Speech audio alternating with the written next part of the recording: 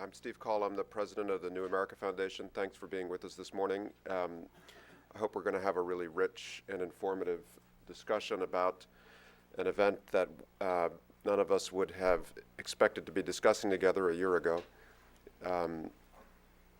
And we have a terrific panel and program. I hope your participation will be part of it as we go along. Just to give you a preview of what we intend to do, we have three speakers. Each of them will come up and present a little bit of an update. The news was just released last night by the Tunisian election authorities of the preliminary count. And so we wanted, first of all, to put us all on the same page with what exactly happened in the first free elections to follow the Arab Spring. We have two panelists who participated as observers in the elections on the ground. All of us have been out there who are going to participate in the conversation. We're sorry we don't have a Tunisian on the panel this morning, but those we asked were running for parliament or otherwise disposed. And we're fortunate to have a group with rich and recent experience in Tunisia and in the election. I think we want to really use this conversation to talk about two things. One is, first of all, Tunisia itself, which is, I think, understandably to some extent, but frustratingly to a greater extent, neglected as a subject unto itself in the Arab Spring. It has been the genesis of so much change, not only in the Arab world, but beyond. And it's a small country that is not very well known in the United States, but it's important just unto itself, and it is quite a distinct country from the others that have also been stimulated to pursue change. And so I think we're going to spend some time just talking about Tunisia, Tunisian politics, the political parties that were revived or formed after Ben Ali's departure, the results of the election, what they signal in a Tunisian context, and then secondly, we will talk about the echoes and the implications for elsewhere, Egypt, of course, being foremost on most people's minds.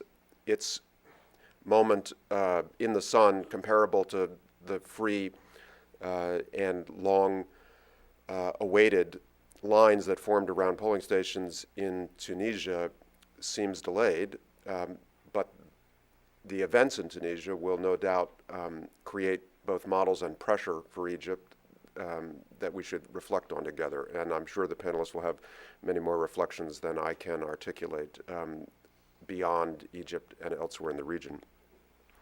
So we'll proceed with two speakers for sure, and a third who's arriving after dropping his son at school. So we're going to do it in order that we intended anyway. Leila Hilal, my colleague, is the co-director of New America's Middle East Task Force. She will speak first and brief us about the election results. She was an observer to the elections, just returned from Tunisia about a week or so ago. She was for 5 years a legal advisor to the Palestinian Negotiations Department. She's advised the Palestinian Constitutional Committee on drafting of their basic laws. She's been a senior policy advisor to the Commissioner General of the UN Palestinian Refugee Agency for the last couple of years before joining us just this autumn. We're very fortunate to have her. She succeeds Amjad Atallah, who's gone to Al Jazeera to run their Americas Department as the co-director with Daniel Levy of our Middle East work. She has a law degree from SUNY and an LLM from Harvard Law.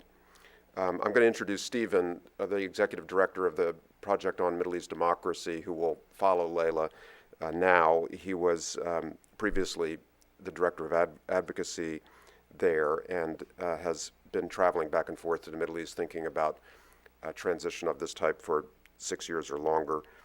He's written widely on the Middle East and on democracy movements there, and has a master's degree from Stanford. And when Daniel arrives, many of you know him as a senior advisor at the United States Institute for Peace and also associate professor at Georgetown University. He's taught at Emory and elsewhere, and his publications include Reinventing Khomeini and Conflict, Identity, and Reform in the Muslim World, Challenges for United States Engagement. So with that, Leila, why don't you come up? She'll talk for a little while. Stephen will come up. We'll keep the slides up to digest the results, and then we'll have a moderated conversation and invite you in.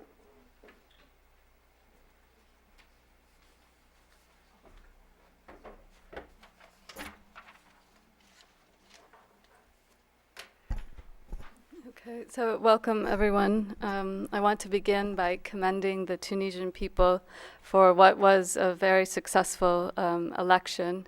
It was fundamentally well organized, highly transparent, and that's from my own firsthand witness of the process. And then there were high participation rates. There are different figures flying around, and of course the final numbers are not yet available, but somewhere between 70 to 90% of registered voters participated in the elections. So that is, of course, good news and deserving of many congratulations. For those who are perhaps less familiar with the Tunisian scene, I just want to speak briefly to what the elections were for, and that was a 217-member National Constituent Assembly, whose primary role will be to draft a new constitution, which will then be put to a public referendum. The Assembly will have a limited duration of 1 year, or at least that is what was agreed by several parties to the process. The mandate and the duration of the existence of the Assembly is emerging as a point of difference between the parties, but generally speaking, its primary function is to draft a new constitution and establish the next system of governance and Bill of Rights for Tunisia. The elections followed a closed list proportional representation system with a parity principle requiring that candidates list equal numbers of alternating men and women. Now, I believe that most of the major parties put forward a male as the head of the list, and so the percentage of women in the parliament will be around 24%. That's an unconfirmed number. Maybe Steve has the actual figure or the confirmed figure. And that compares favorably to other countries. In the US, the 17% of Congress is female. So, another congratulations to Tunisia for this success. And of course, I'm sure there will be further developments around the situation of women in the country. As that really emerged as a major discursive element in this election scene.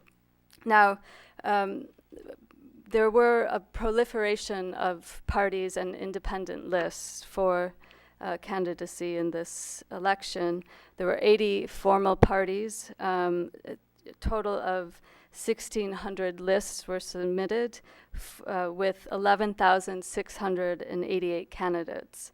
The new election commission limited the conducting of pre-election polls, but the few that were done, as well as focus groups that were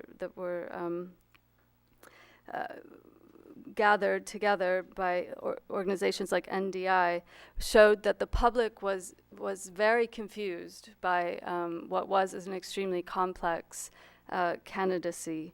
The numbers, the different issues that were up for election there was a lack of clarity, and that perhaps also impacted the process, as people may have been under the impression that they were not necessarily voting for people who would define the normative regime of the future Tunisia, but in fact voting for a president or a personality. The Tunisian election law provided for a very tightly regulated electoral process, and I think that impacted the actual outcome. In particular, there were tight controls on campaigning and financing, and while there were no reports of serious violations, there were reports of serious violations such as vote buying and election commission biases in favor of Ennahda, the Islamist party. What observers witnessed on the ground was that there was substantial compliance with governing rules during the elections and a general competence and commitment on the part of administrators, observers, and voters alike. And from my vantage point, the breakdown came when the polls closed. So the process proceeded smoothly, but then when the counting and tabulation began, things became very drawn out, and there were several administrative delays and repeats. That's why the initial results, preliminary results, were expected to be released on Tuesday, but only came out, I believe, last night, this morning, and they are still in the process of refinement. And so here on this graph, we have some numbers. I would caution before you quote them, because they were numbers that we had tallied as of yesterday at around 5 o'clock, and they have since been slightly revised. This is a dynamic process. The preliminary results, as I said, were confirmed or came out, released to this just recently, but a novelty in the Tunisian election law is that there can be party challenges in court, and there are parties have up to 48 hours to make those challenges. And given the rumors and accusations that have been flying about the different winning parties, it's quite possible that we will see a legal challenge, and I think Steve will address that in more detail. So just briefly, as you know, the main headline is that the Islamist party, Ennahda, won the election, essentially, and took the greatest number of seats. We have here 46%, but the number today is 41%. There were a few surprises in this election, one of which was the rise of the Congress for the Republic, the CPR, which came in second with some 13% of the seats, beating out the Progressive Democratic Party. The main surprise of the election has been the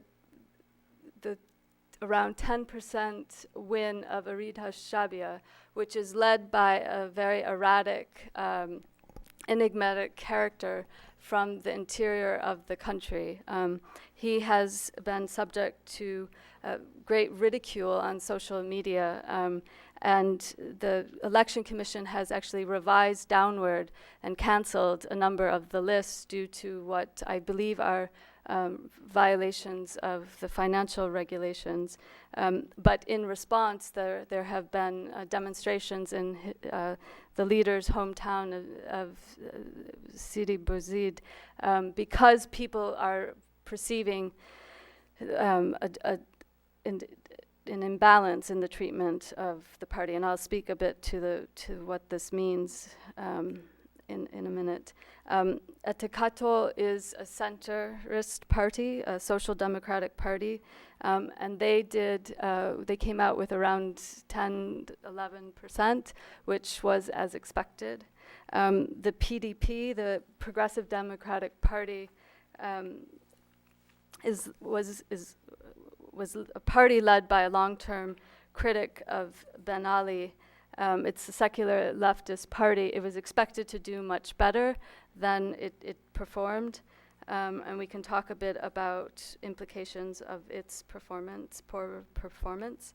The PDM is one of two coalitions. As I said, there was this proliferation of parties, an unfortunate situation of a lack of coalition building.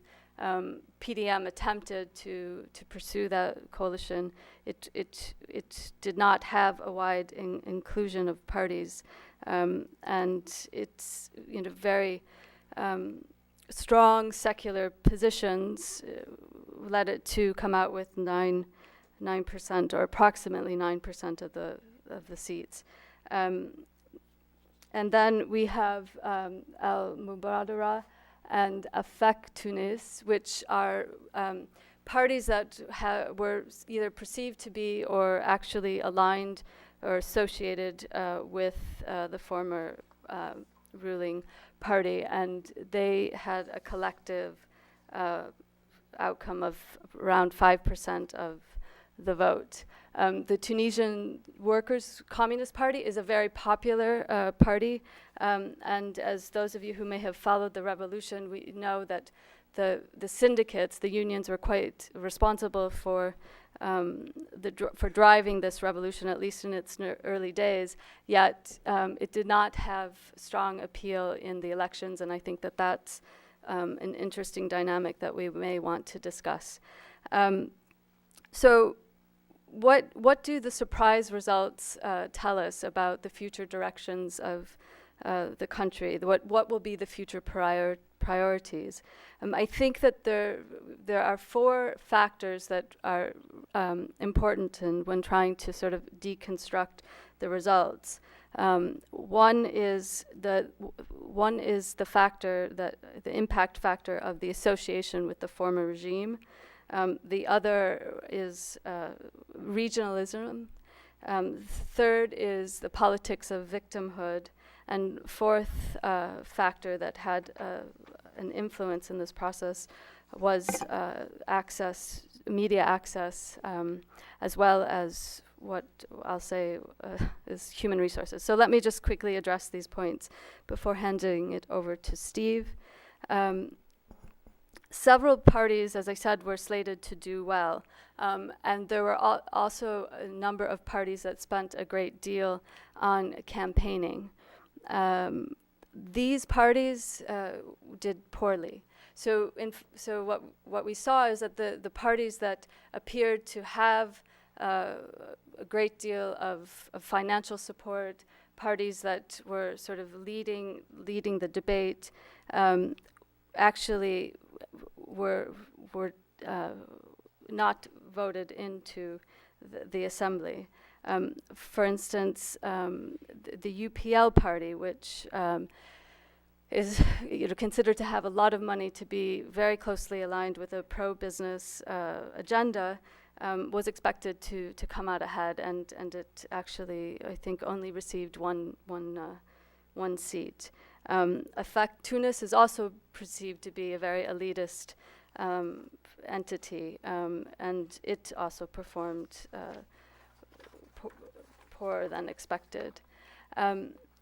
So I think that this means really that the ruling party, the former ruling party of the RCD, is essentially dead. And you do not have the same sort of situation in Egypt, where you have remnants of the regime that continue to maintain power. So you have a new era in Tunisia.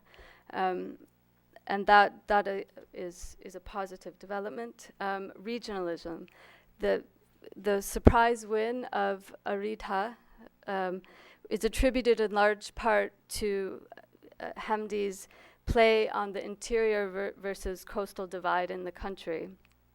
And the coastal cities of Tunisia have benefited from tourism and industrialization, whereas the interior was neglected by Ben Ali and suffers from isolation and underdevelopment. And that difference was very much part of Hamdi's campaigning.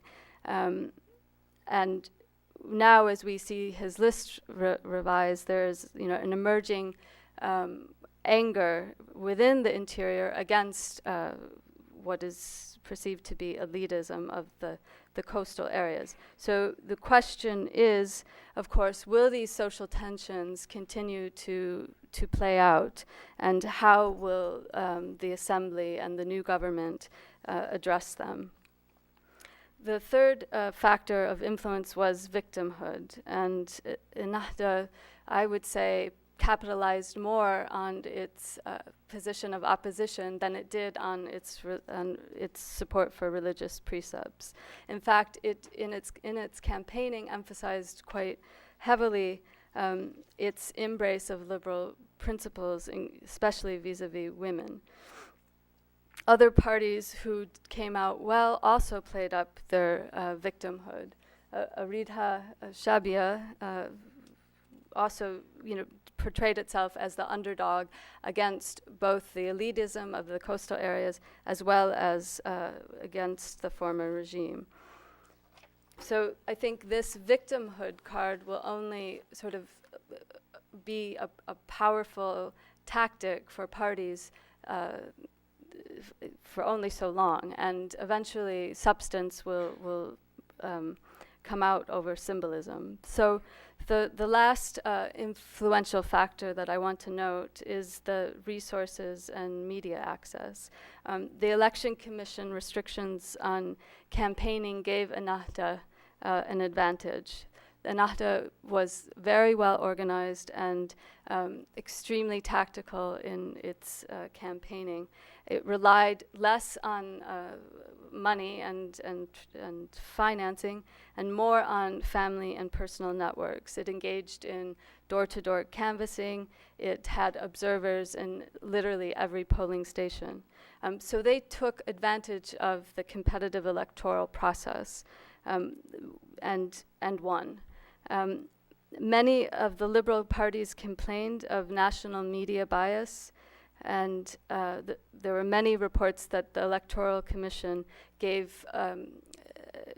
were biased against independent list observers and in favor of Ennahda. These reports, to my knowledge, have not been confirmed, but this was, some of the complaints that were circulating. So while we can say that Ennahda was clearly tactical and did well in its efforts, there are also at least some perceptions of bias. Ennahda and all the major winners had their own media channels. The commission limited advertising of campaign advertising to specific locations with designated spaces of equal size.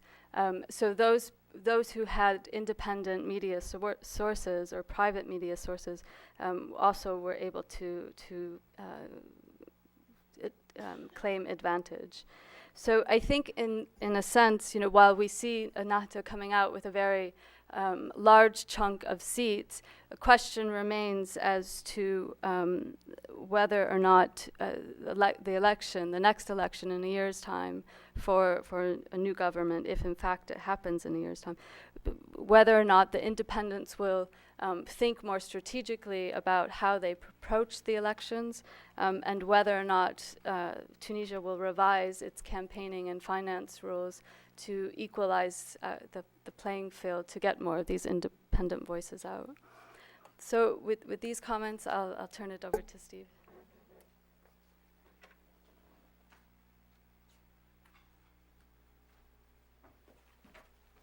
Thanks, Layla. I'll pick up sort of where Layla left off and add my own comments and observations on interpretations of some of the things that happened this week in Tunis, and I'll also add a little bit about my thoughts on implications for the broader region as a whole, as well as implications for U.S. policy and how the U.S. can and should react in the wake of these elections. In general, I echo everything that Layla said, that these elections in many respects are very positive, and I sort of echo her congratulations to the Tunisian people. Until say the last 36 hours, everyone in Tunisia seemed to be very much glowing and very proud of the results, and it was quite remarkable, and in many respects sort of exceeded all expectations. My last visit to Tunis was a 2-week visit in the middle of August, and I would say that at that time people did not expect the turnout to be. People were very concerned turnout might be quite low. In fact, on Sunday, the turnout was estimated around 90% of those voters that had registered to vote. There were also lots of concerns, just simply, as recently as 6 to 8 weeks ago, there were serious concerns over whether the Independent Electoral Commission that was formed this year would be able to properly administer the elections. There were lots of fears that they had were getting a late start in organizing, and that they would not be sufficiently prepared technically to administer the elections properly and to sort of gain the faith and confidence of all of the major parties. I had said, and prior to the elections, that the elections would be a success if if the results were accepted as credible by all of the major parties. It was considered likely that there would be a lot of small parties excluded, that would not gain any seats at all, and that they might react by sort of rejecting the process or saying that the elections were rigged against them. I believed that if all of the 8 to 10 largest parties all accepted the results as credible, then we could move forward without interruption. That has mostly happened, but one of the big surprises, which Leila mentioned a bit, was this party, Rita Shabia, led by Hashmi Hamdi. Our organization, POMED, published just before, about 9 days before the elections, we published a guide to the Tunisian elections that some of you might have picked up out front. In it, we included profiles of the 10 parties that were polling the highest at the time that polling was allowed until October 1st. We also include the one independent list that was polling the highest. Rita Shabia was not among those, and the results came out on Sunday, and there was lots of surprise that in the preliminary results that were first released on Monday from a few of the polling places, Rita Shabia initially was in third place, and then by yesterday they were in fourth place, and they were a party that not only had we overlooked, but the polling had overlooked. And I talked to one of my colleagues, Daphne McCurdy, who wrote this report, is in Tunis now, and she's been there. She was there for the elections and still there. And I've spoken to her every day this week and other contacts of ours in Tunisia. And there's been a lot of sort of surprise and confusion over where this party came from and why they did so well. And then now more recently, the Independent Electoral Commission, as I understand it, have declared 6 of their lists, 6 of the seats that they had won, to be invalid. There's remains some confusion about why exactly why. It appears that it's officially they're being declared invalid because of violating rules on campaign financing, which is the main reason that the Electoral Commission would have the authority to declare them invalid at this point. But then there's also some confusion and suspicion more broadly about this party. And then, unfortunately, now, just as of yesterday, all this sort of controversy has led to some violence in Sidi Bouzid, where the mayor's office has been set on fire. And I was looking this morning at some pictures, and sort of some violence continues there. And Sidi Bouzid, of course, is the place where the protest movement began when Mohamed Bouazizi burned himself to death in December. And it's also the hometown of Hashmi Hamdi, the head of this list. Although Hashmi Hamdi, and I think Dan Brumberg will maybe speak a little bit more also about this. He mentioned to me that he's interacted with Hashmi Hamdi for many years in the past, and he's a little bit of a mysterious figure, and he seems to be coming across. In Tunisia, one strange thing about him is that he's also not been back to Tunisia, as I understand it, since before the revolution. He's remained in London, and he's been the head of one of this party that was relatively unknown. There were 80 parties that were registered that had lists officially approved to compete in the elections. Of those 80, there were 10 or 12 that were relatively well known. There were 70 others that people knew very little about, and his seems to be the only one of those 70 that sort of unexpectedly has done very well in the elections. And there's a lot of kind of confusion and suspicion over exactly how that came about. There are, by some there are, accusations and suspicions that he may have some sort of ties to some people in the Ministry of Interior or otherwise that are involved in the running of elections. But the truth is basically nobody seems to have any idea, at this point. I think it's too early to say, but it sort of calls for alarm and concern, and we'll kind of continue to watch. And, hopefully the violence that's erupted in Sidi Bouzid will come to an end very quickly and not spread elsewhere. With that sort of late emerging sort of unsettling point aside, in general, the elections have gone very well, and I would say that in terms of lessons from these elections, one thing I would say is that the election sort of proved that voter outreach works. I mean, a lot of the parties on the ground seem to sort of learn that lesson, that the places in which they invested the most time on the ground interacting with voters were the places where they did well and got seats maybe that they didn't expect to. The parties that seemed most energetic when I was in Tunisia in August, Nahda certainly, and Takatul and CPR, which ended up being the three parties that gained the most number of seats. I think they all had very sort of energetic movements of sort of mobilizing and reaching out to voters. They also, in general, had more of this sort of younger generation flocking to support them. PDP, which was the party that had in general polled second in most of the polling through the end of September, and was the best known party certainly in the country after Nahda, as of several months ago, did not do so well. And they wound up finishing, it looks like now fourth or fifth, depending on how things shake out with the Rida Shabia and their disqualifications. But PDP, my impression in August was that they were a party that was very well known, had very high name recognition. Najib Shebi was very well known himself, but they had not seemed to attract the younger generation. They had not seemed to attract many new supporters, and they had a larger base of supporters than most of the other parties had before the revolution. But they had sort of failed to they were sort of sitting on their base, and sort of they were advertising and speaking, but sort of failing to kind of mobilize the same kind of get out the vote effort that we've seen that has really worked. I would also say the elections sent a sort of signal that people really want a clear break from the past. It seems that one of the biggest focuses for people in voting was anti-corruption. The parties that were likely to bring an end to corruption, and the parties that were seen as sort of least connected to or tied to the old regime in any way, for the most part. And a lot of Nahda voters, of course, Nahda is known as an Islamist party, but I mean, it seems as though a lot of their supporters and voters were motivated as much by the fact that they were, they had been entirely banned by the Ben Ali regime and repressed brutally by the Ben Ali regime, and they were seen as a very clear break from that past.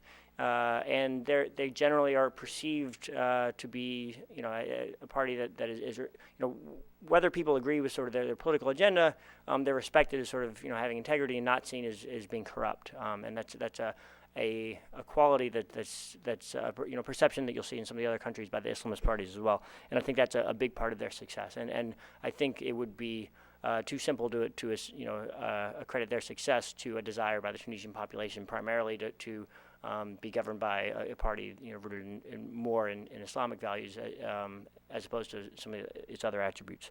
One last thing I would say in terms of interpreting the results would be that it seems to be the vote seems to be sort of a rejection of polarization. The leftist secularist parties that had campaigned most adamtajly against Nahda and sort of in rejecting Nahda and refusing to work with Islamists, the PDP and Tajdid being the largest party of the PDM, which the coalition that finished with only, I believe, 5 seats or about 2% of the seats.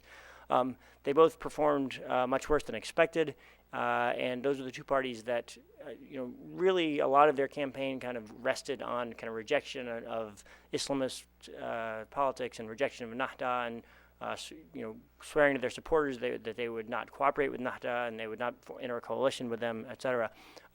And they performed very poorly in the election. And those leftist secularist parties, CPR and Takatul, that did quite well, now it appears will enter into a ruling coalition in the Constituent Assembly with the Nahda, which I think itself is a very positive thing. And we don't have, in terms of trends of elections in the broader Arab world, it's almost hard to speak of trends in elections, in real or meaningful elections in the Arab world because there have been so few. But when there have been elections in the Arab world, we've seen Islamist movements of different kinds do well in those elections. The result has often been kind of very stark polarization between the Islamist movements and the other parties that are more secular or leftist or liberal parties. So this could be sort of important historic difference in that we could see the Constituent Assembly and the Constitution written by a operating coalition of an Islamist party and 2 major secular leftist parties, which hopefully could sort of set example for that kind of cooperation in some of the other Arab countries. In terms of the impact on the broader Arab world. Of course, Tunisia is the country that started this Arab Spring, but the protests and the ouster of Ben Ali in January, and now these are the first free elections of the Arab Spring. I think that these are potentially a very powerful example that hopefully will be looked to by many other countries. This election certainly were watched across the Arab world.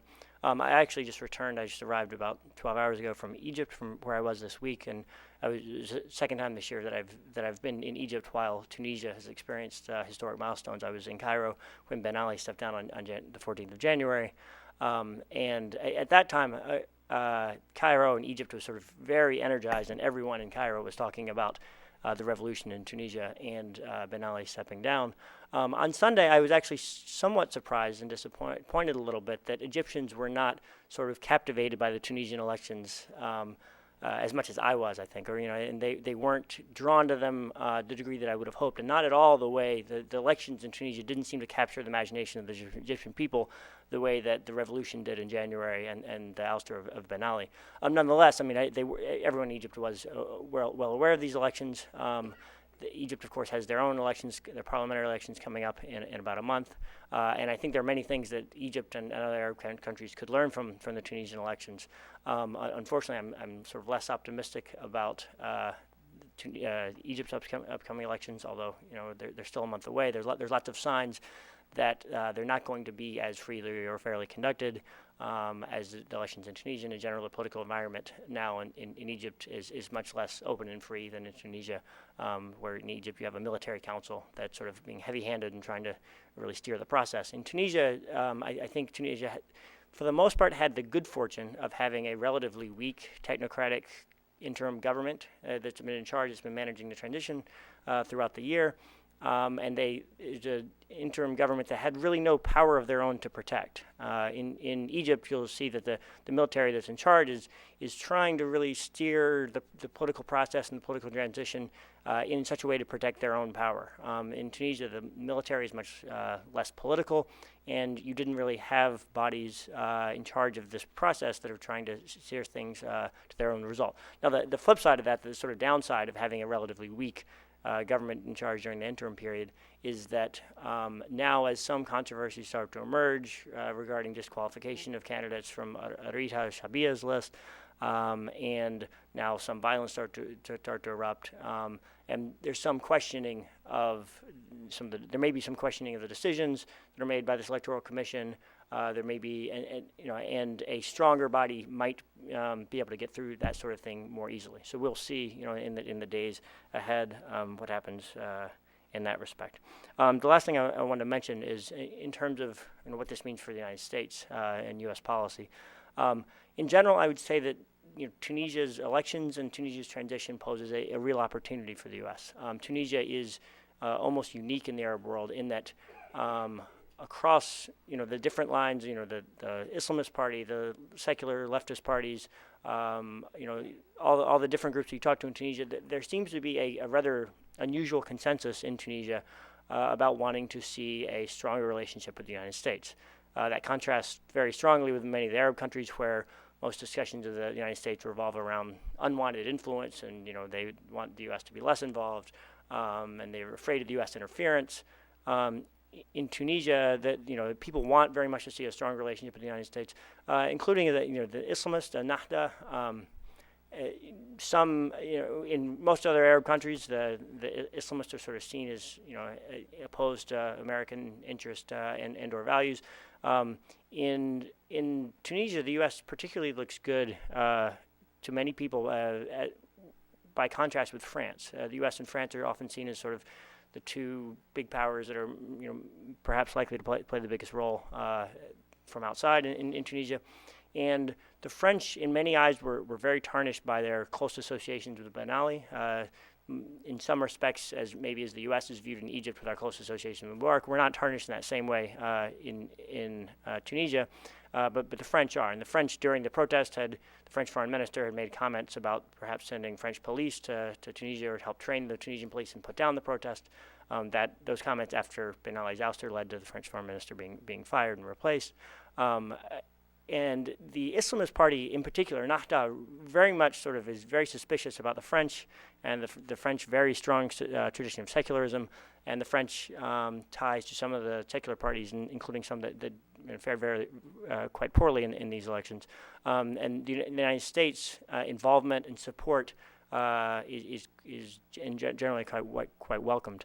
Of course, given the budget environment here in the U.S. can't provide the kind of assistance that we may have provided to countries undergoing transitions in the past. But I think there are lots of other opportunities for the U.S. to play a supporting role in Tunisia's transition, hopefully establish a stronger relationship by expanding trade and investment, and as well as just sort of other kind of programs that strengthen ties between the U.S. and Tunisia. About 3 weeks ago, it was announced that the U.S. is returning the Peace Corps to Tunisia, which has been gone since the mid-1990s. And I think that's a positive step, and hopefully we'll see other kinds of steps along these lines taken. But I do think it's very important that the U.S. continue to be seen as on the side of transition to democracy in Tunisia. And I think if this transition is successful, it could be a very powerful model across the Arab world. I think the Arab world is sort of, the entire region is sort of could really benefit by having an indigenous model within the Arab world without having to look. People, as these transitions are emerging, people try to look to Turkey or Indonesia, or try to look for a model that can work in the Arab world. And if we could actually have a successful indigenous model within the region, I think it could be very powerful. Thanks.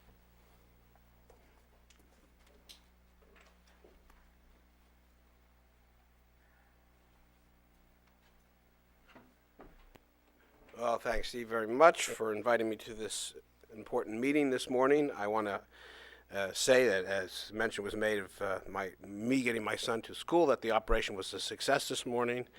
We had observers on board to watch the entire operation, and I'm glad that we were able to fulfill that mission. Much, I think, has been said already that I wanted to say, which is perfectly good, and I think I largely agree with the conclusions and observations. I was not in Tunisia for the elections. I was there a few weeks ago on behalf of both the United States Institute of Peace and Georgetown University. We're looking at assisting Tunisian universities with the establishment of democracy study centers in a number of public universities in Tunisia, so we're active on the ground in many areas there. And mostly I was there for purposes of these sorts of organizational missions and activities. But I did get a chance to speak to a number of political actors. I'm a scholar mostly of Iran and Egypt, and this was my first trip to Tunisia, although curiously enough, I do know personally both Ghanouchi Marzouki and Mohammed al-Hashmi Hamdi over the years. It's funny how these things seem to work out, and someone that you knew X years ago may become, it's not inconceivable that Marzouki would become president elected by the parliament, although I think it's probably Chebbi who's more likely to get the nod, but we'll see. We'll see how that works out. I want to make a few comparative remarks, more putting on my professor's hat for a moment about Tunisia. I am extremely optimistic about what's going on in Tunisia, and I've always believed, and I've said so in public events for many years now, that if there was one country that would make the transition to democracy, it was Tunisia. And I believe that there's a certain kind of interesting paradox when we look at Tunisia and compare it to Egypt. Tunisia was a classic despotism, a one-man show, one party, a clientelistic party built completely on clientelism without any ideological pretensions whatsoever. A bureaucracy that was that enforced the clientelistic sort of politics and used the secret police more than the army, but really the police, the secret police, the security forces, to intimidate. I never went to Tunisia because I work on democracy issues now for 15 years plus, and I didn't feel like getting the treatment that many of my colleagues got when they went there. I couldn't get anything done, so I felt I went there, didn't want to go there. But I went to Egypt because Egypt was what I call a liberalized autocracy. And it was all kinds of NGOs, political parties. You could say almost anything you wanted about the regime, but you had to be careful. There are certain vague red lines. But it was a system that, in some sense, existed by the manipulation of a certain state-managed pluralism that provided for a degree of political activism and engagement between the regime and the opposition. And there, the lines were always blurred between opposition and state, between those who were part of the ruling elite and those who were against it. And that sort of blurring of the lines was effectively manipulated by the regime to undermine and divide the opposition. Whereas, of course, with the exception of maybe one party, there was a very clear line between the state, who was running it on one hand, and the opposition in Tunisia. And basically, you were either linked to the state and part of it, or you were outside of it and opposed to it. And under those conditions, what happened was that the state was complete, and its ruling apparatus was completely discredited in a way that is, of course, turns out to be extremely beneficial, because it's provided a kind of clean slate. Not totally clean. You never, the institutional sort of legacies of the past never completely disappear. Mohammed al-Hashmi Hamdi's party is indicative of that interesting sort of phenomenon. But in many respects, what you had is an opportunity to rebuild from the ground up in Tunisia in a way that you don't have in Egypt. In Egypt, what I call the field of manipulation and the menu of manipulation, if you like, a term that I'm borrowing from a Mexican scholar who works on the Mexican authoritarianism, the menu of manipulation is much richer. And the opportunity for the military, which is obviously, and Steve pointed this out, much stronger and has economic interests in Egypt for which the Tunisian military cannot compete. Tunisian military is really not a clientelistic or rent-seeking body, as the way the Egyptian military is involved highly in the economy. The military and its various institutional alliances and allies have been able to manipulate this field and really try to rework the liberalized autocracy of the past into some sort of new version, a kind of quasi-democracy. We'll see how that pans out, but I think ultimately it's going to be something that that reinvents many of the previous institutions of the regime, at least initially. That may not hold, but I think in at least a year or two following the elections, we're going to see a lot of that, and we can see that the Ikhwan Muslimin in Egypt is effectively facilitating that strategy. They might want to deny it. I'm certain that they would, but my judgment is so far that the Ikhwan's main goal in Egypt is to attain political power, and it will make whatever political alliances it needs to do in order to reach that point. And I don't think that's the perspective of Ghannouchi and the Nakhta party in Tunisia, which has a very different approach. And all politicians are instrumental and opportunistic to some point or other. But I think we see in Tunisia, and I think Steve is correct in this regard, a new model. In fact, something that's unprecedented for the Arab world, and that is a readiness of Islamists and non-Islamists or secular parties to engage in serious discussions of creating a political alliance that will create the framework for the writing of a new constitution. And that sort of power-sharing alliance, it's not going to be, and it should not be, hopefully, anything that is akin to the kind of consociational arrangement we have in Lebanon, which is essentially a form of ceasefire. What one would hope is that this be a real consultation of parties and a real dialogue that would provide a real basis for consensual politics that moves beyond the tactics of consensus to a real strategic consensus. And I'm quite optimistic that's going to happen. And it's also remarkable to the extent to which, and I think this map really demonstrates it, Tunisia is a country that is both united and at the same time divided. There are clearly different constituencies with different views, not only on economic and social issues, but on the whole question of the mosque-state relationship. It would have been possible for Nakhta to take a very polarized position on this question, but instead the Nakhta party is evolving in a way that echoes the AK party in Turkey. And when I was in Tunisia some weeks ago, Erbakan was there. You know the two flags are very similar, and throughout Tunis there were posters with the two flags, one next to the other, emphasizing, of course the Tunisians were delighted that somebody was paying attention to them and greatly relieved. It had to be Turkey, perhaps. Erbakan was on a whirlwind tour of the region, and when he got to Cairo, he lectured the Ikhwan Muslimin and told them that they had to take a secular approach to politics, which was what they were expecting Erbakan to say. But by the time he got to Tunis, that view was welcome, because Ghannouchi, and particularly people around Ghannouchi more so, have been advocating a kind of notion of the state which echoes the American experience, a state whose job will be not to enforce or impose an Islamist agenda, but one that will create space for people to pursue their religious beliefs in the ways that they choose.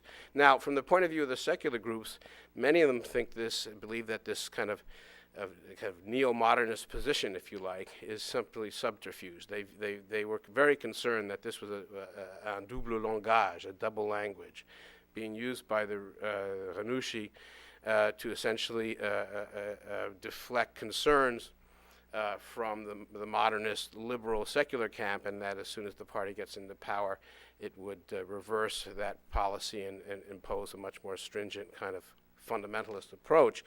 Thus far, we don't see indications of that. But I think it's important to remind ourselves that one of the things that the despotism did under the previous regime was act as a kind of protection racket. There was a certain social contract by which the state provided a certain degree of economic, social, and if you like, ideological protection to certain non-Islamist secular elements of the population, particularly the bourgeoisie and elements of the professional intelligentsia, which ultimately became disillusioned with that arrangement. But there's always the fear that, there's always the concern that whereas the previous authoritarian protection racket was not very palatable, at least it provided some degrees of safety and security. And what the challenge is for Ghanouchi now and the leaders of his party is to demonstrate to those who believe they have the most to lose from democracy that they can have the most to gain. And they can have the most to gain because there will be guarantees of their rights as individuals and also their group rights that will be protected as much by their parties as by Nahda party as well. And if we can move from an authoritarian protection racket to a democratic protection politics in which the rights of all are guaranteed, and Nahda demonstrates that it is ready to do this, this will be a positive development, and one that I think, as Steve pointed out, will have an echo effect, particularly in Libya. That's the next big sort of question mark right next door, and where perhaps the regional effect will be strongest. The Egyptians are not about to say, oh, we're listening to the Tunisians. I mean, I lived for 3 years in Egypt and I never got a sense that the Egyptians would say, well, once Tunisia yes, they were inspired by the revolt, but after that they were doing their own thing. And so I'm not the least surprised that they're saying, well, you know, we're not going to, congratulations to Tunisia, but we're Egypt. But in Libya, there's going to be an interesting question about whether the Libyan regime, as it emerged, a democratic regime can take a page from the Tunisian experience, because Libya is in many respects also profoundly divided along different kinds of lines. Now, I do think we have to recognize that as the Nahda party negotiates the creation of an interim government, which will have 1 year to fulfill its mission, and that its primary mission is to create a new constitution. But it will be functioning as a government. It will elect a president. There was, about 6 weeks before the elections, there was an effort by some of the secular parties to propose a referendum. The idea was that the referendum would establish or limit the activities and the authorities of the Constituent Assembly merely to creating a constitution. There was great fear that the Constituent Assembly would emerge as a policy-making body that wouldn't create laws that would prejudice the secular groups. And for a while, it seemed that this whole debate was going to lead to a breakdown in the whole process. And then there was a series of negotiations and effectively a kind of political pact between Nahda and the main parties that set out a set of procedures, which was really, I think, an important step in setting the stage for these elections, and also for a Constituent Assembly that will pick from within its members a smaller body, because constituent assemblies are horrible institutions for creating constitutions. I mean, you can't get 217 people to agree on a constitution. The idea is insane. What you really want to do is pick a smaller group who meets, closes the door, locks the door if necessary, and concentrates, and then comes up with something and then goes back to the people, perhaps in a referendum. But even that has to be decided on by the Constituent Assembly. So there's a lot that has to be decided on, and it's going to be a difficult year. It's going to be a difficult year because the economy in Tunisia is in very serious shape. The tourist industry is way down. The recession in Europe makes it likely that even if Tunisia stabilizes, the numbers of people who usually come for vacations from Europe and also Central Europe and Eastern Europe will be far fewer, and this is going to put enormous pressure on the ruling, on a new democratic government. I do worry about what the Salafists will do. They have accused the the Salafists in Tunisia have publicly denounced Nahda as a non-Islamist party that's only a creature of the West. And they demonstrated some weeks ago during the whole controversy over the film Persepolis, which was broadcast on Tunisian television, that they were ready to use violence not only against secular groups but also Nahda supporters as well, in opposition to what they see as an un-Islamic political party, i.e. Nahda. Under conditions of economic crisis, I think that they might mobilize and try to pressure Nahda, and we'll see how it responds. So there's a lot of ifs here. And then the other if has been mentioned, my old friend Mohammed al-Hashmi Hamdi. Hamdi is a very smart, well-organized political opportunist. And of course that doesn't distinguish him from most politicians in that sense, but there are degrees of opportunism, and then there are degrees of opportunism. He conducted the entire campaign from London through his television station Al-Mustaqilla, which I appeared on with my colleague Stephen Heidemann about 12 years ago, and we spent 2 hours answering questions from callers throughout the Middle East. I remember one particularly inspiring moment when we got onto a discussion of the Palestine question, and callers from Saudi Arabia proposed that the solution was to kill all the Jews, the Qatl al-Yahud, and it was just an extraordinary moment when you're sitting there answering these questions. But Mohammed al-Hashmi Hamdi made a kind of reputation based on populism, using al-Mustaqilla to reach out to populations throughout the region and engage in these sorts of conversations without any boundaries whatsoever. You could call up and say anything. And that made him a very popular voice in certain elements, in certain regions, particularly the region that he comes from, of Tunisia. And I think what happened was that he claims that there was a popular petition drive that he didn't inspire, but it arrived at his door, and he said, well, you want me? This is kind of Louisiana populist politics. It's very familiar to me. His solution for Tunisia's economic crisis is to tax the tourist industry and use the taxation from the tourist industry to give everybody a free ride and or not everybody, but to give the poor a free ride. Literally, he wants free public transportation, free health care. He proposes a mixture of Islam and British socialist Fabian labor politics. That's explicitly his formula for Tunisia. It's nuts in so many respects. But the fact that he would be embraced is indicative of the sense of alienation of the constituency that he comes from.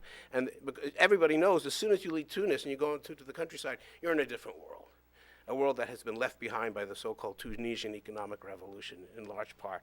And so the question will be for the Nahda party, the fate of Hamdi's party is one thing, but the real question will be during this year of constitutional reform, where there will be a focus on politics, during a period of economic crisis, and during a period where those in the rural areas will probably continue to feel themselves excluded from the discussion, whether somehow they can be brought in and addressed, and whether this government can address their concerns without being tempted by the Hamdi populist solution, which isn't a solution at all. So on that score, I think we have to wait and see. It's going to be a trying and challenging year for Tunisia, but structurally speaking, I think what is extraordinary is the readiness of almost all the political parties to think seriously about a power-sharing government, that would echo not only a kind of tactical calculation of elite consensus making, but the fact that you have organized constituencies with distinct ideologies and sets of interests,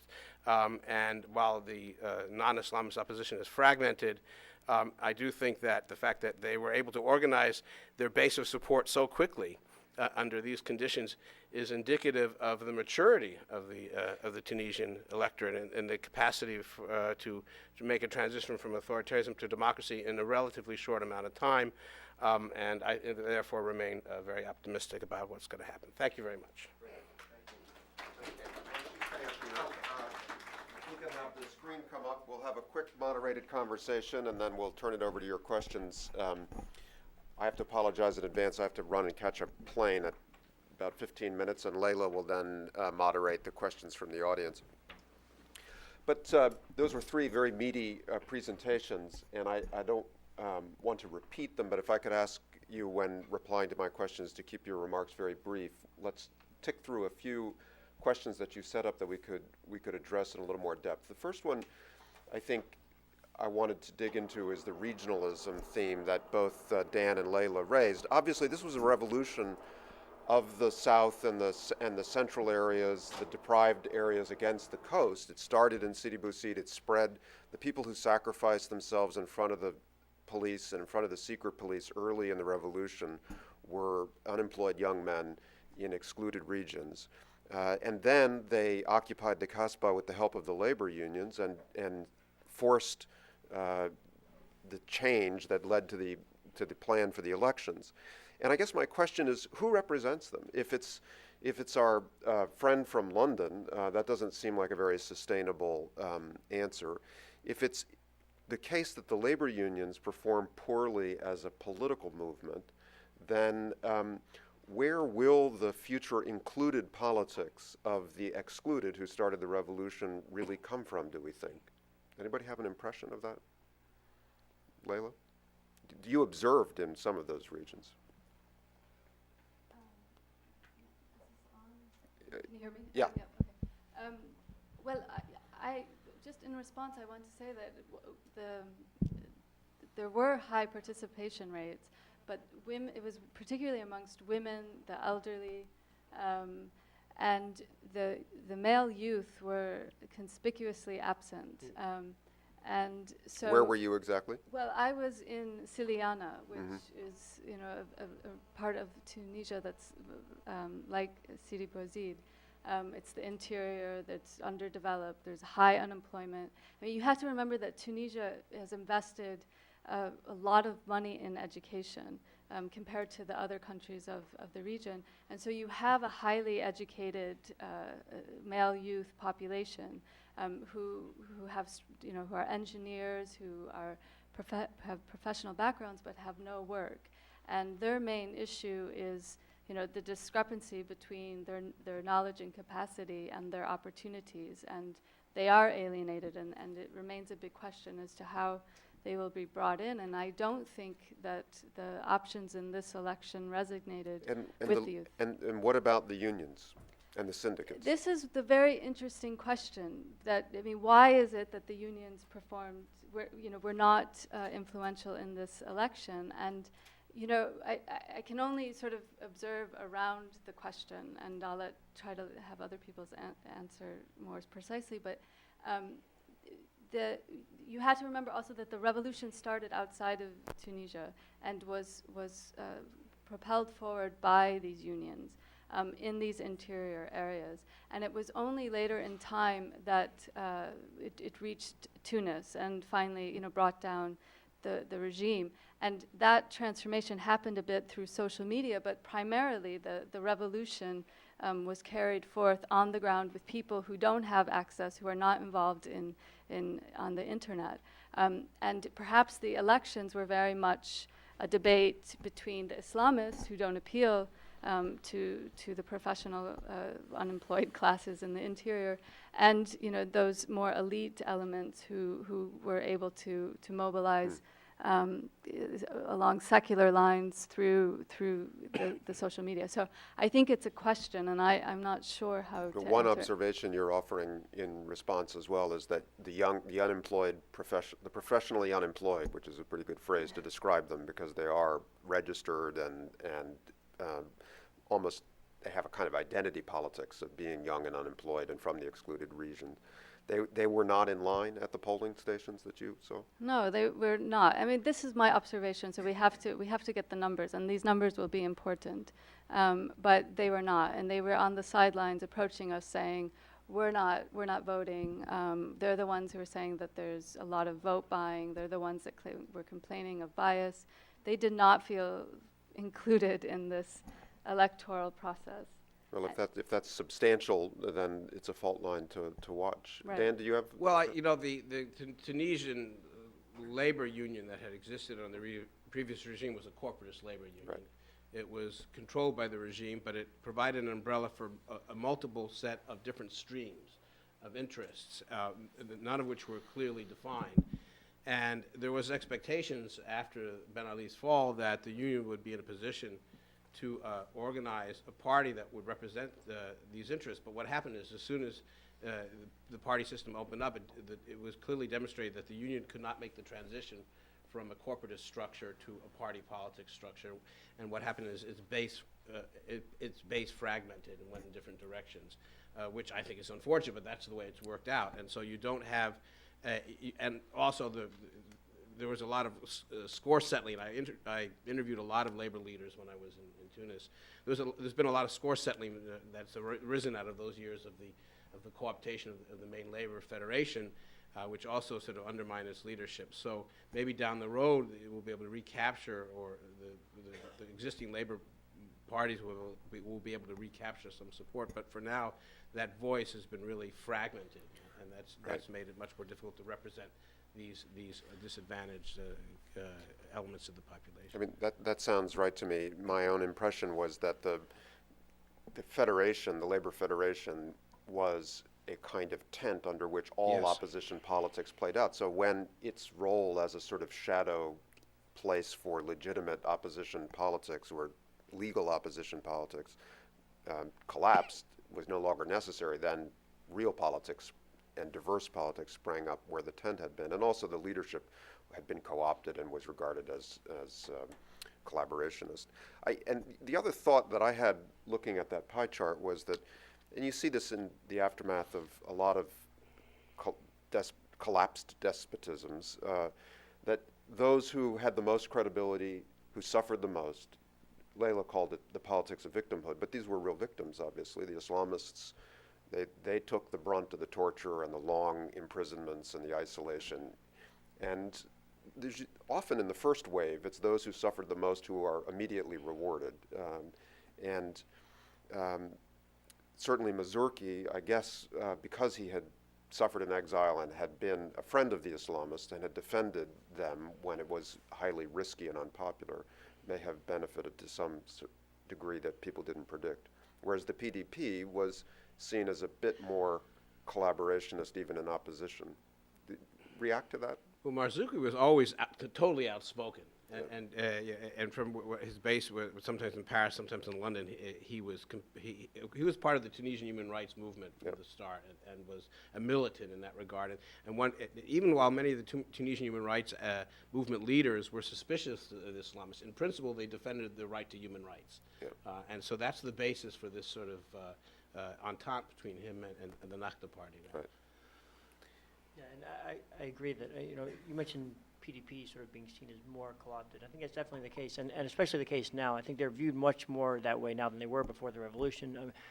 Most of the people voting now and taking part didn't take part in politics and didn't really follow politics very closely before the revolution. I think Najib Chebi and the PDP had, in many respects, admirably tried to stand up to the Ben Ali regime in the past, but they did take part in elections that were extremely fraudulent, and they would call them out for being fraudulent, but they would nonetheless take part, where some of the other parties that existed before the election did not.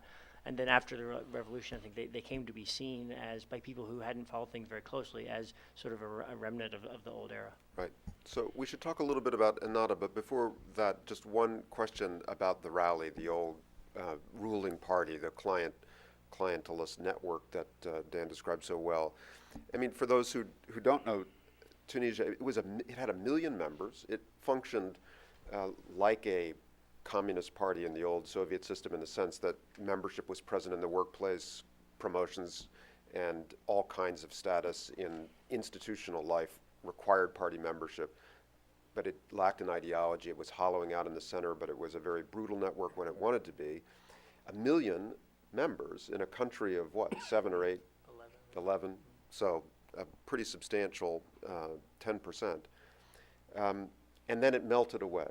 Now, people could burn their cards. People could say, I never believed in this. Nobody had to take off a uniform. Nobody was chased down and purged. But what was the presence of that network in this election, so far as you could ever detect it? It seemed in the end to be, less present than was fear. I mean, there was a lot of fear throughout, all the way up until the time of the election, that the RCD was going to reemerge in some respect. And Layla mentioned the two parties, Watan and Mubadara, that were seen as sort of RCD lights, and that even though that there was laws passed, forbidding any high-ranking members from the party from running in elections. You had several former, ministers that were seen as the faces of parties while they weren't candidates, and then they had the kind of slate of new candidates.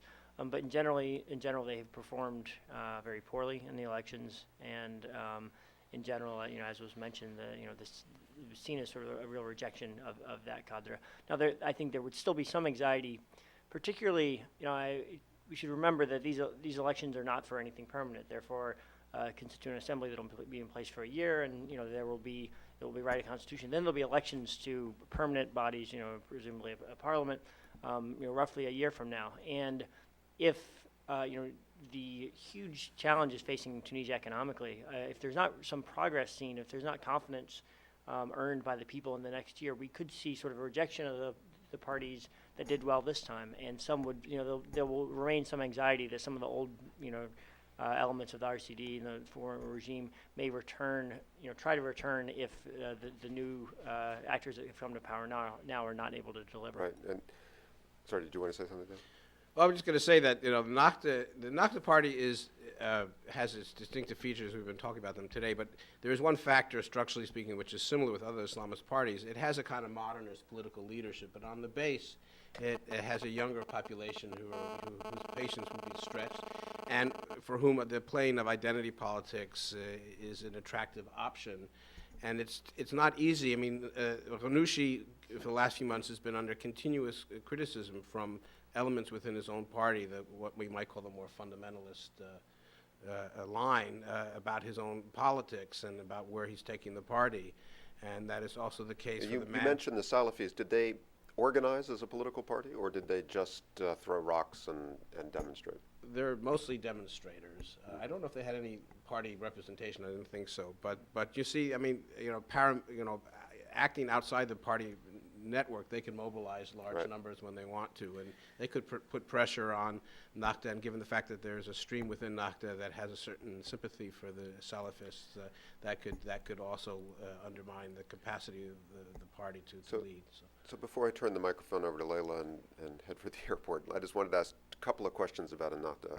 One is the extent to which I think it was forecasted that they would receive between 25% and 40% of the vote. That was certainly the best guess from polling and intuition. So they ended up a little bit on the high side of what people forecasted.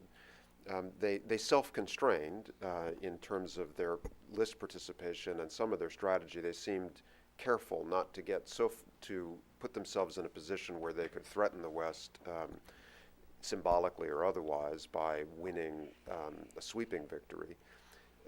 So I wonder what your sense of their 5-year strategy is. To what extent did they really self-constrain? To what extent do they have a plan? And related to that, how well prepared are they to actually govern? Their Turkish counterpart has swept from victory to victory substantially because Turkey's been growing at 7 or 8% a year of GDP growth. As you have all pointed out, the Tunisian economy is quite vulnerable. It's thinly based on tourism. It has a highly educated population and has the potential to integrate more with especially Francophone Europe, but it will be hard. So how well prepared are they to actually govern, and what's their strategy?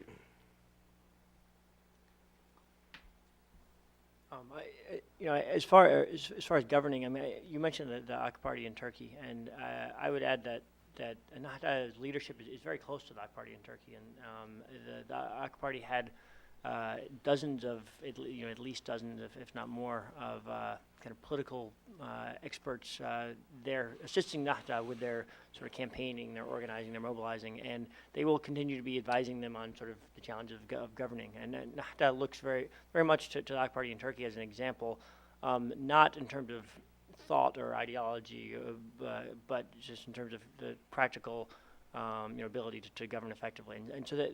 But they will certainly, it's certainly a new position for them that will challenge them. I would add that they're very impressively organized internally and cohesive, and I think they have This spring, they've had lots of internal discussions and debates, and they're generally, relatively democratic internally. And I've been impressed to the degree to which, once they've taken positions, that it's not been clear what position they might take on an issue. But once they take it, then the entire party is there, and they might have, internal split beforehand, but then maybe they vote or they reach a decision, and then the party is very cohesive. So I think that will serve to their advantage. You can go online and see Nafta's 342-point platform or something like that. I read it in Arabic. It's probably available in English. It's beautiful photos. It's really extraordinary. It looks very Western. Let's put it that way. It sounds essentialistic, but in its presentation, and deliberately so.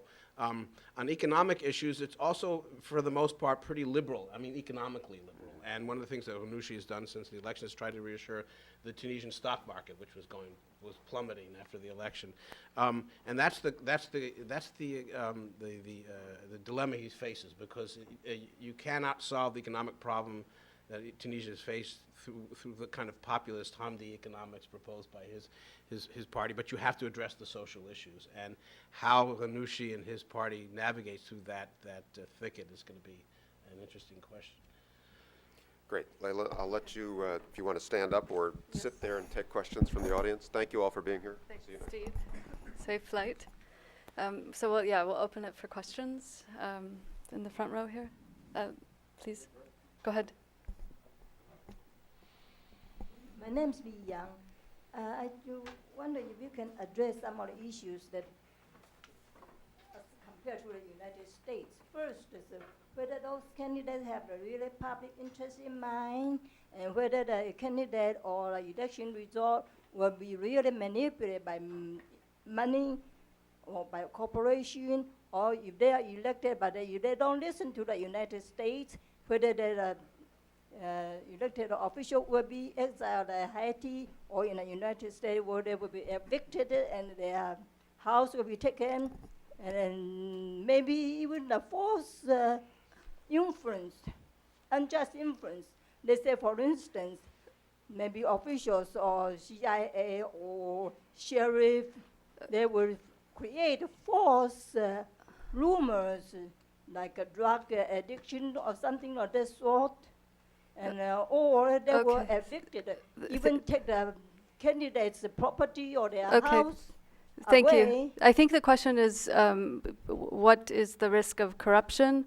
Corruption yeah. or the knowledge or the public influence Okay. or maintenance or candidate information. So voters' education, they really receive the knowledge about candidates, or whether public have a maintenance of candidate information or statement or debate. Okay. For Thank archive you for your purpose. question. Yeah. Why don't we take a few and then we can answer them collectively? The gentleman here, please. Hi, Russ. Can Fleming you, from- yes, please identify yourself. Russ Fleming from SICE. Thank you very much for really excellent presentations. My questions revolve around the Constituent Assembly. My understanding it has really two functions: one, to elect an interim president, and Professor Brumberg suggests that it might be Najib Chebi, which surprised me a little bit. No, I don't think it'll be Chevy. I think it'll be Marzuki or Jaffa. Yeah, but where does this leave the current interim government under Mbaza and Essebsi? Is this government, when an new president is elected, does that take the place of it? What is the governance going to be in the next year during a very difficult period economically transition? Okay. And second, what are the fault lines in the debate about a constitution in terms of a presidential system, a parliamentary system, a French Fifth Republic kind of hybrid system, and the other fault lines on the role of Islam in society, the protection of women, and so on? How is this likely to play out? Thanks. Okay. A couple more questions. This gentleman here. My name is Moheb. I'm president of iWatch Tunisia. It's an organization fighting against corruption and leading for transparency and transitional justice. So I think that these elections were marked by mainly 2 points. The first point is the voter participation in the elections, and even the Tunisians were surprised by this high rate of voter participation, and even the polling stations open at 7 a.m. and the voters were there at 10 to 7. And the second thing is the second surprise is the victory of al-Arida Sha'biya. And I think this victory has many features because no one expected this victory. And this victory gave lesson to the elitist party and the secularist parties. And I think this lesson would say that you have to be close to the people. You have to go to the ground, and elections cannot be you cannot win elections if you stick to the banners on the streets, if you stick to television, and if you stick to newspapers. Mm-hmm. You should go to the streets. And I think that there's just one question to to Stephen. Yesterday I read the news, an article in the New York Times saying that the American NGOs were helping Tunisians to succeed their revolution. But you did not start the revolution, but you just helped Tunisians succeed their revolution. And you moved from secret help to NGO, Tunisian activists, to public help, and to helping the Tunisian state and the EZ, which is the Independent Election Commission. So I think you helped in succeeding these elections too. So the question is, what would be your future step and your future help to the Tunisian even state or activists? Okay, I think that's an important question, and I know there was this issue of the constitutional fault lines and ideas for future governments, which are important, but I would like to spend a couple of minutes talking about US foreign policy directions in Tunisia, given in particular what we've seen with these elections, which is that there is this large need to address the discrepancies, economic and social discrepancies between the interior and the outlying areas, and the tendency on the part of the US to focus on free trade agreements which have privileged actually a particular part of the coastal regions of Tunisia, as well as on democracy promotion. How is it that US foreign policy can be driven now to help Tunisians address these social and economic issues that have clearly come out in the elections? Do you have any ideas? Sure. So I mean, I'll start with that. I think the U.S. now. I mentioned earlier that the U.S. is not able right now to provide kind of large-scale assistance the way they have to countries undergoing these transitions in the past. Although they have programmed tens of millions of dollars to support Tunisia's transition. They have, as Moheb mentioned, the U.S. Both the U.S. government and U.S. international organizations, I think, played a valuable role in advising and supporting the EZ in running and administering elections, and as well as providing trainings to the political parties that were very eagerly received. I mean, all of the parties, all the major parties received lots of training from U.S. international organizations that are on the ground. In the months ahead, I think it'll be an important challenge for both a lot of the Tunisians and Tunisian NGOs and others to kind of adapt. There's been so much focus on these elections.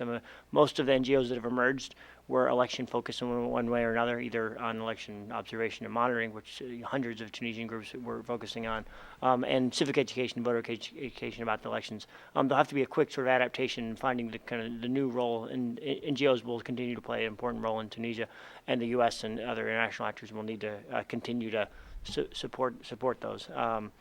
I guess I'll maybe say a few words on some of the other questions as well. But before we go on to those questions, I actually want to continue this line of discussion and relate it to the question raised about forms of government and the constitutional framework.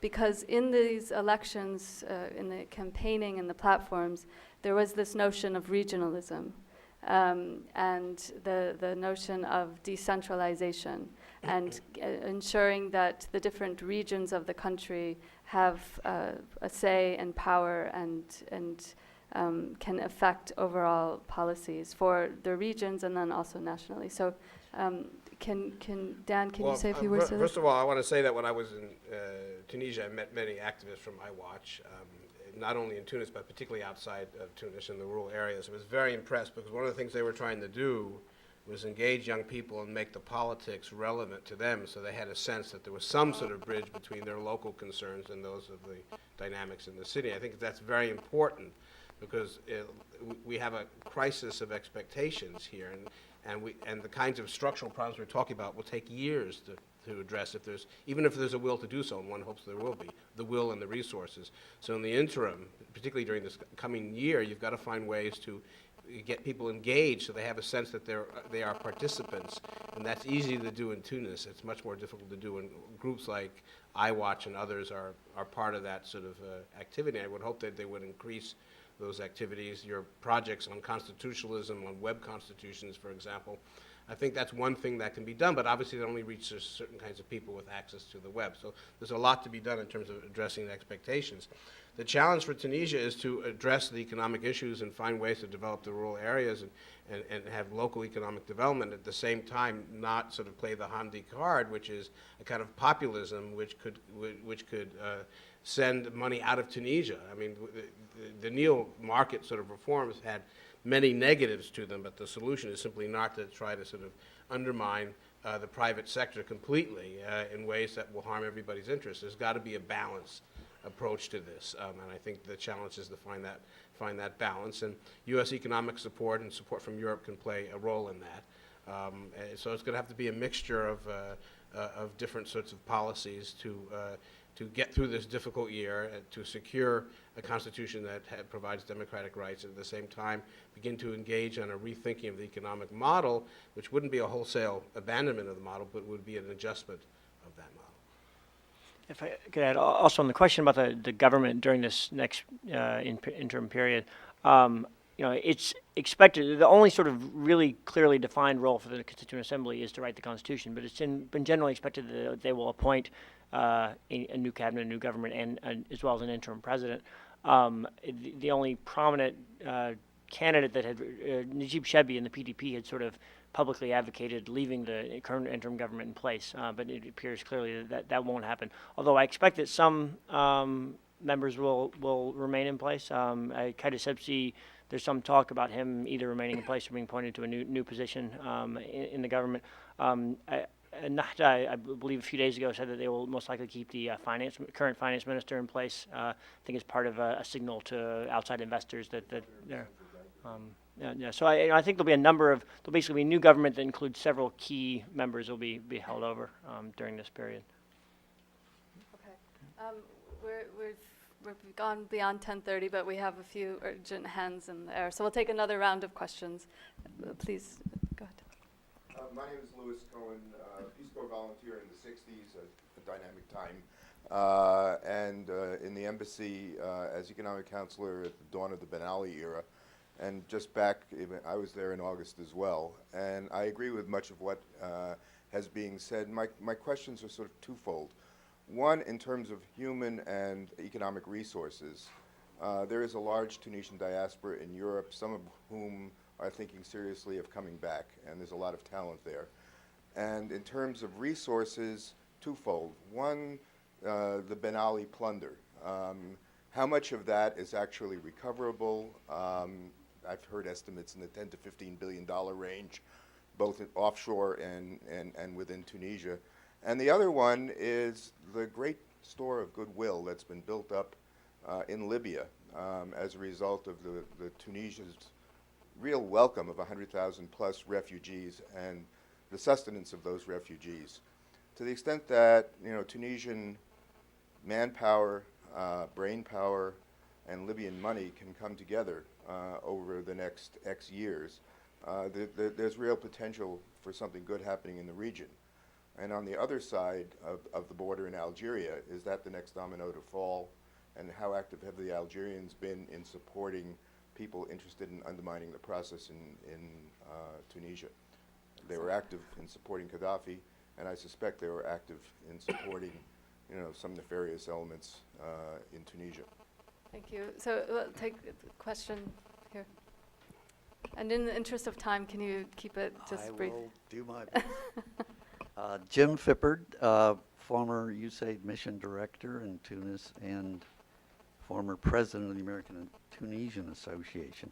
I wanted to follow up on your point, Leila, because I think what the U.S. does now is extremely important.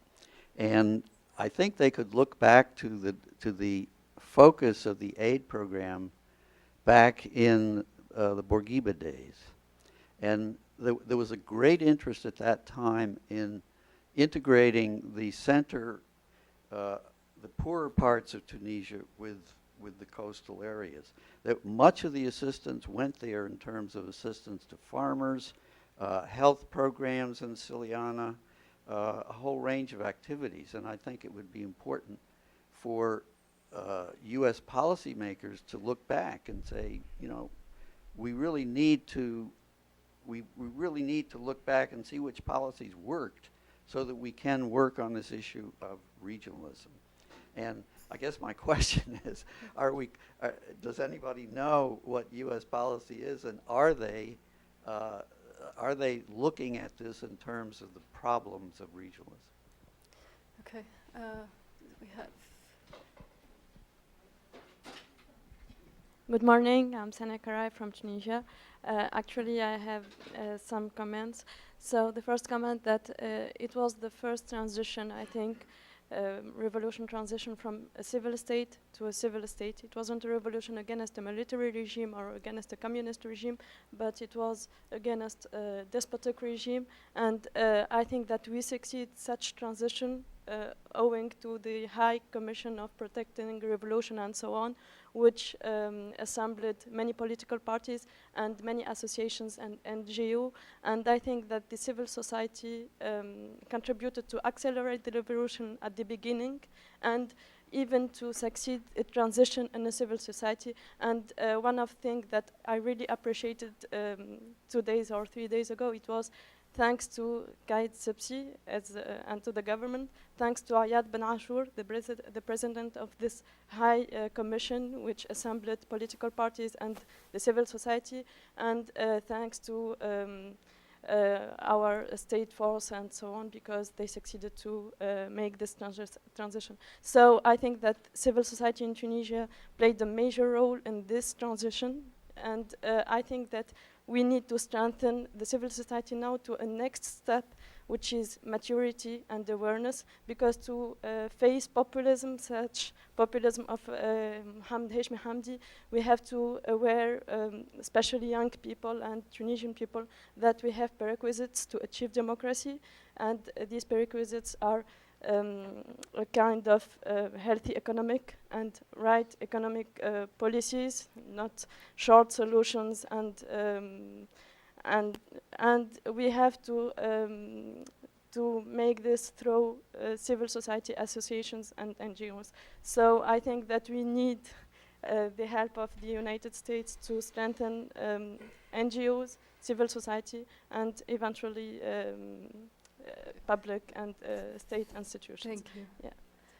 So I'm going to take 2 more questions. We'll go to this side of the room, and then alternate back over. Thank you. Good morning. Thank you very much. My name is Dr. Latiri. I am with the WHO. I am a Tunisian. I'm very proud of what has happening in our countries. I hope things will get better. One question about the elections. It was not mentioned in details about the role of Dr. Mustafa bin Jafar, the political party of DTL. My understanding is that his party is probably the 3rd winning the number of seats. So do you think that party will have anything to play in the future?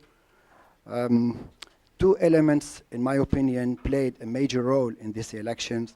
One is, of course, the role of the mosques and the Islamists, and the other role you mentioned very well, and I think you hit the nail on the head, and it is the absence of the young professionals and educated in these elections. That is a very interesting point that you have made.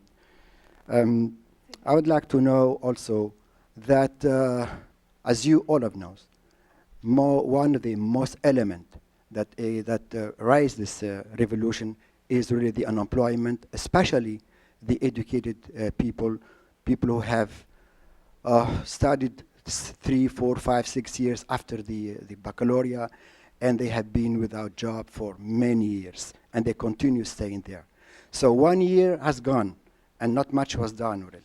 And now another year is going to come, and we would like to see what's going to happen to those people who are sitting at home or in the cafe. Do you have any idea? Thank you. Okay, thank you. One more question, this gentleman in the back.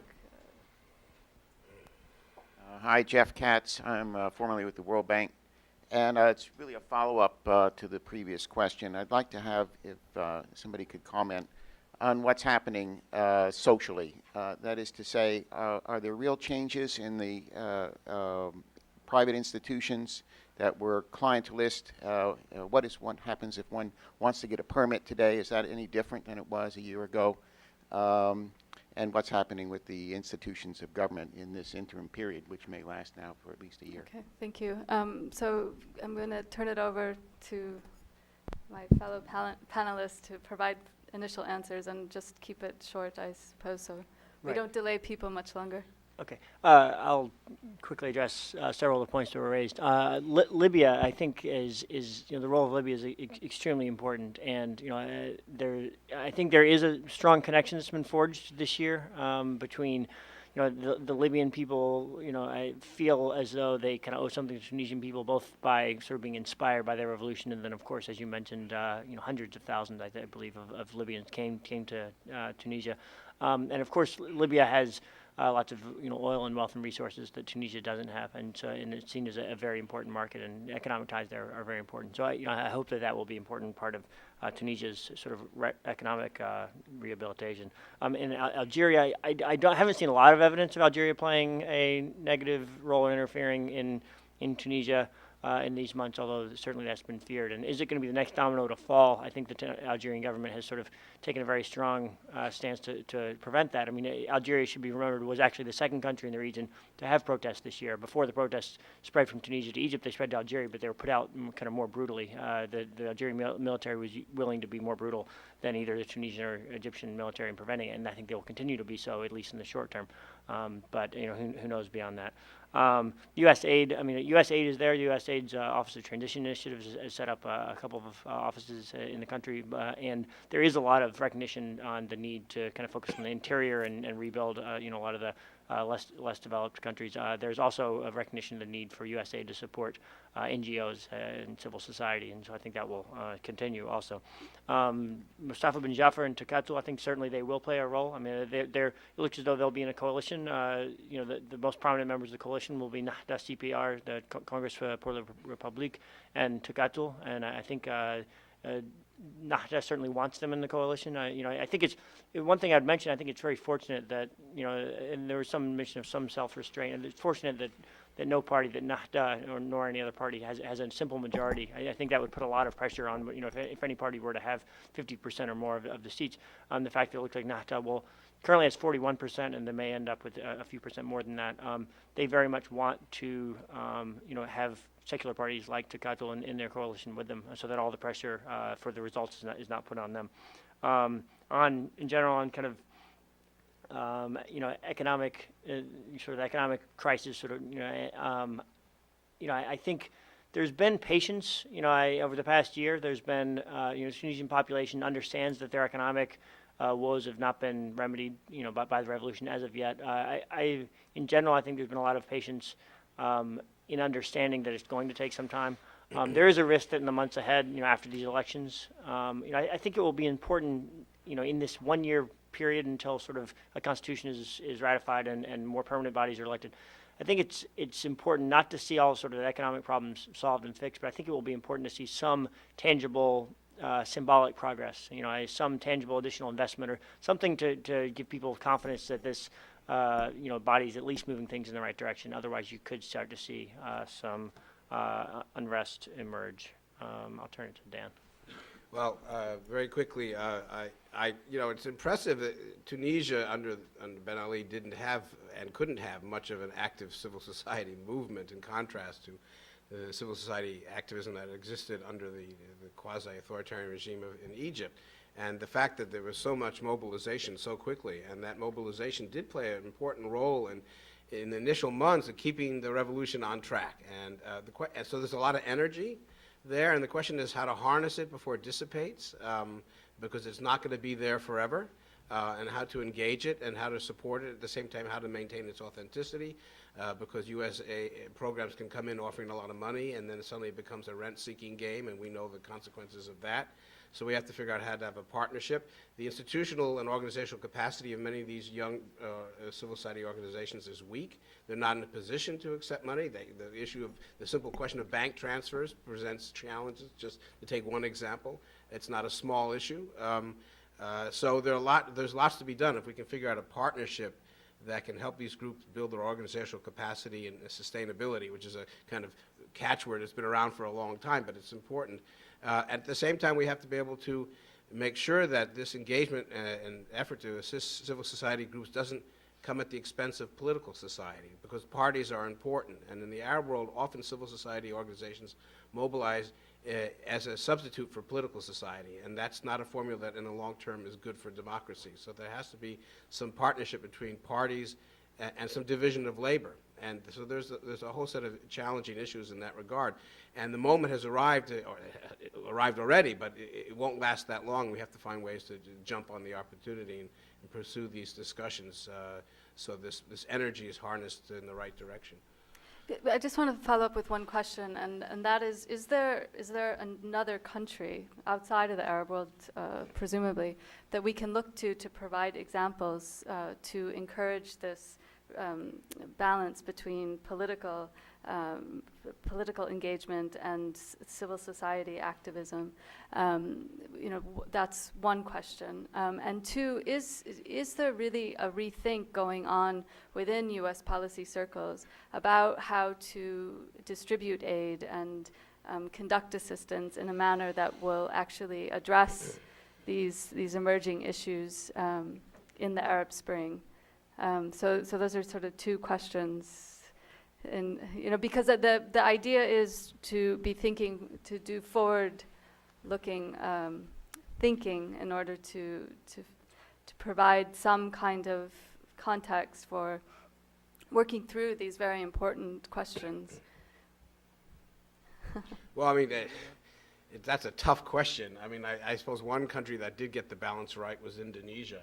If you're looking for an example where that sort of division of labor worked out in a useful way, because the civil society groups that existed under the previous authoritarian regime were able to delegate certain kinds of energies and resources to the party sphere, at the same time maintain their coherence as civil society groups, and there was a partnership that emerged. It's a very unique experience. It's very hard to get that balance right, and I think it's very hard to go to Tunisia and say, well, look, there's your model, Indonesia, go to Jakarta, or something like that. I mean, you've got to be able to make this indigenous and speak. And so you want to use these examples to remind people that it's important to get the balance right, but it has to be something that speaks to the immediate challenges on the ground. On the other question, on U.S. aid, there is a real effort now in the administration to sort of try to rethink, how can we be supportive of these transitions. There's been a new Office of Middle East Transition set up, headed by Bill Taylor, who had for some time headed a similar office on guiding and supporting transitions in Eastern Europe in the 1990s. And I know that office and the Office of Policy Planning at the State Department are doing a lot of thinking about exactly these questions. How can we use aid, and also how can we use aid at a time when our budget for our aid is restricted, but to still have a positive impact. And so I think we'll see some kind of new initiatives come out of that. Okay, great. Well, I want to thank everyone for coming and participating in what was a very early morning start. I think these are quite interesting questions that are playing out specifically in Tunisia.